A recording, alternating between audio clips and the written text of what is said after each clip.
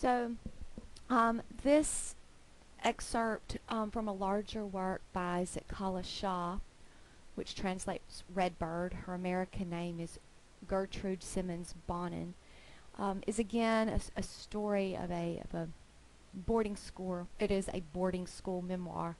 Um, and Sitkala Sa was born on the Yankton Sioux Reservation in South Dakota.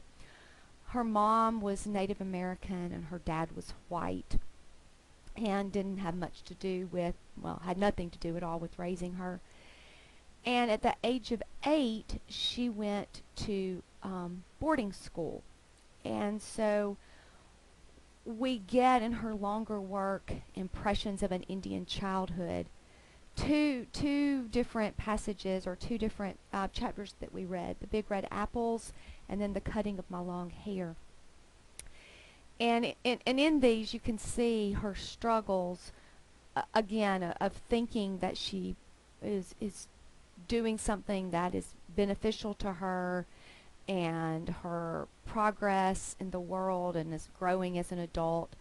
And then when she gets to the boarding school, she realizes just how difficult it is when cultures clash and values clash, and the dominant culture is trying to assimilate a secondary culture, and the conflict again that arises just as within La Fleche's piece that we read. So in the Big Red Apples, I want to point out a couple of passages to you to kind of drive this home further.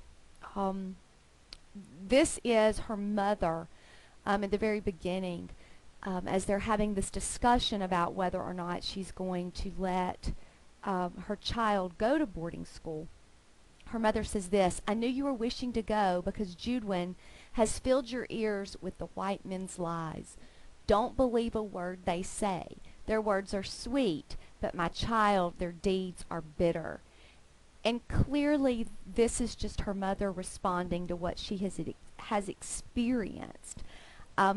Much like last week when you saw how frustrated Native Americans were with promises that had been broken and words that had not been kept by the United States government, you can tell that the mother has lived through that and understands that what is promised is not always what is delivered.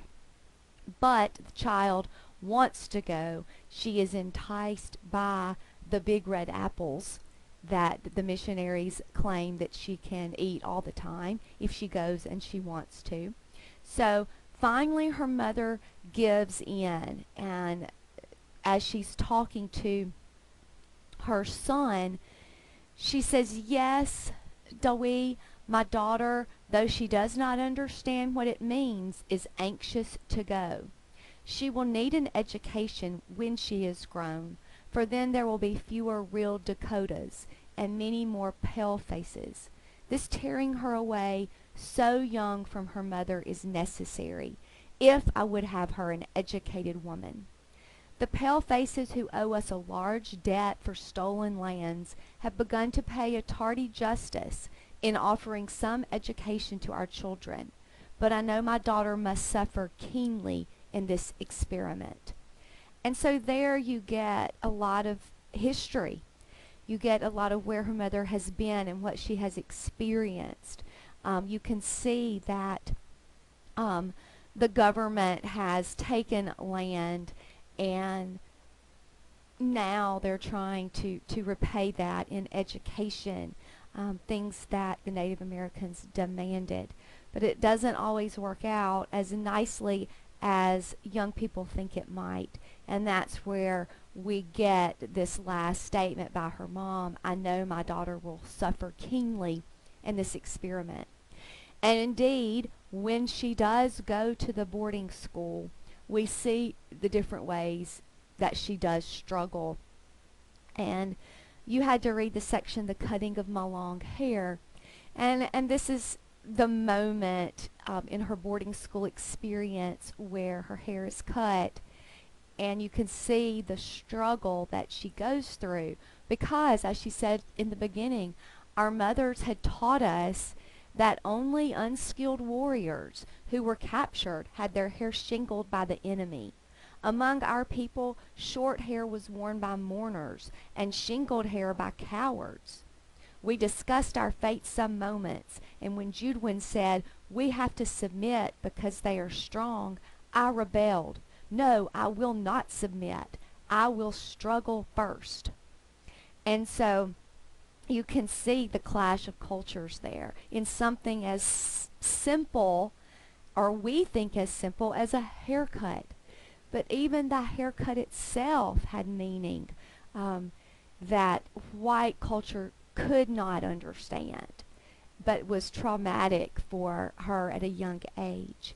So she ultimately tries to escape this, but it's inevitable that she must get her hair cut. So she says, "I was carried downstairs and tied fast in a chair. I cried aloud, shaking my head all the while until I felt the cold blades of the scissors against my neck and heard them gnaw off one of my thick braids. Then I lost my spirit. Since the day I was taken from my mother, I had suffered extreme indignities. People had stared at me. I had been tossed about in the air like a wooden puppet, and now my long hair was shingled like a coward's." So again, you see the struggles that these children faced as they were being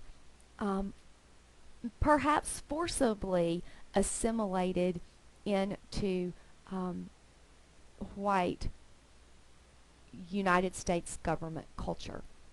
I want to point out two quotes or two statements that she makes, one at the end of each passage, because I really think that they speak to how this experience contributed, at least initially, to a loss of her sense of self, her sense of being a person as she knew it. At the end of the Big Red Apples, this is the last sentence. "I was as frightened and bewildered as the captured young of a wild creature." So she's likening herself to a wild animal. And then at the end of The Cunning of My Long Hair, she says this: "I was only one of many little animals driven by a herder." So again, she's casting herself as less than human, as she has been brought up to believe humans are. And now she's undergoing this radical transformation of her life and her culture. And so we get very strongly in this text the difficulties that she's trying to balance and negotiate here.